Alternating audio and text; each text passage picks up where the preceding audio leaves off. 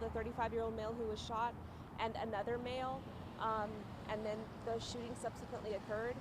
At this time, the shooter was detained around the block. He waited for officers. A weapon was recovered. Again, preliminary information is there was some type of altercation. The shooter had stated that he felt threatened, feared for his life, and fired. So at this time, it's very early on. It's still preliminary information. It's still an active investigation. So at this time, we can't say if he will be facing any charges because it's very early on in the investigation.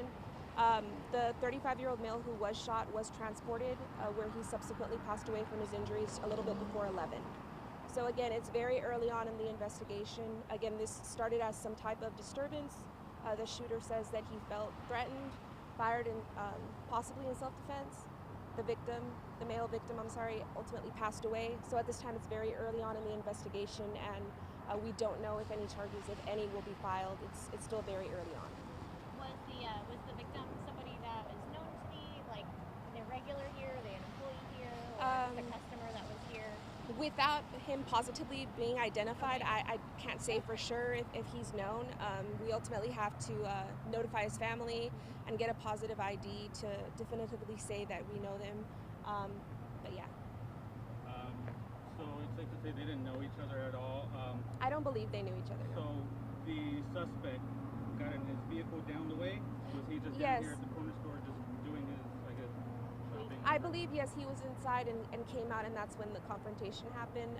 He did get inside his vehicle, and he drove just around the block and waited for officers. And officers did peacefully detained him. And again, he will be questioned. A weapon was recovered. And he's been fully cooperative. Yes. Any idea this could be like, aggressive panhandling or anything like that? I don't know, because this is close to a camp. Sometimes there's issues. Anything related to that? I haven't confirmed that yet, but if we receive any more updates or anything like that, we'll certainly add that.